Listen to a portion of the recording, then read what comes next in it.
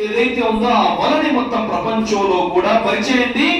వేరే మతస్థులు, వేరే వాళ్ళు, దీని తెలియని వాళ్ళు ప్రయత్నిస్తా వాళ్ళ యొక్క తరాలు నశించిపోతే గాని మన యొక్క పిల్లల్లో నుంచి దీన్ని తీసుకోలేరని చెప్పారు.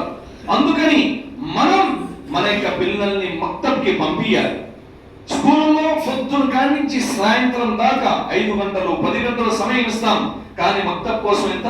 1 గంట ఇంకా ఇవ్వాలి. మనం ఇంకా తీసుకురావాలి, పిల్లల్ని పంపించాలి. ఎలా అయితే చెప్తున్నారో ఆ రీతిలోనే, ఆ పద్ధతిలోనే మనందరం కూడా ప్రయత్నించాలి. అప్పుడు పిల్లల్లో దీని వచ్చేసింది.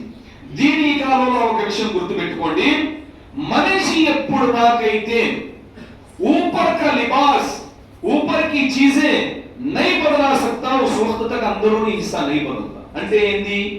ఒక మనిషి ఎప్పుడైతే పైన ఉన్న వస్తువుని ఎప్పుడు దాకైతే మార్చడో అతనిలో ఉన్న విశ్వాసం పూర్తిగా రాదు.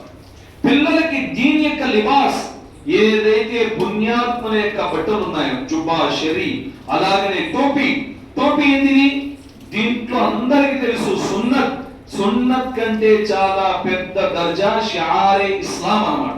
ఇస్లాం యొక్క చిహ్నం పిల్లలకి అలవాటు చేయించాలి. చిన్న పిల్లలకి మకనా నేర్పించాలి.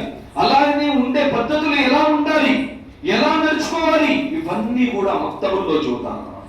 ఇప్పుడే అల్లాదే వల్ల మన ఊర్లో ఆ మక్తబ్ గురించి ఎంత పెద్ద జరిగింది.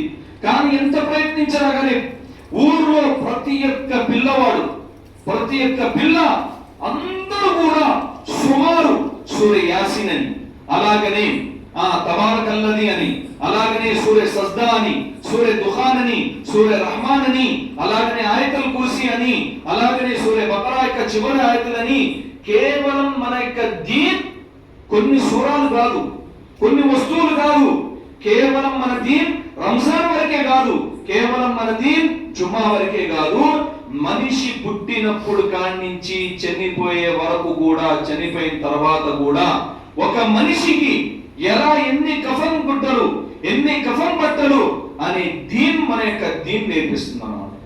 ప్రతి ఒక్క విషయం ప్రళయ దినం దాకా ఎన్నైతే సమస్యలు, ఎంతైతే మసలాలు వస్తాయో ప్రతి ఒక్క వస్తువు కూడా ఖురాన్ మరియు హదీసులో. మన పిల్లల్ని ఎలా అయితే పంపిస్తామో, మన పిల్లల్ని తాపతాపకి మక్తబ్కి పంపిస్తా ఉండాలి.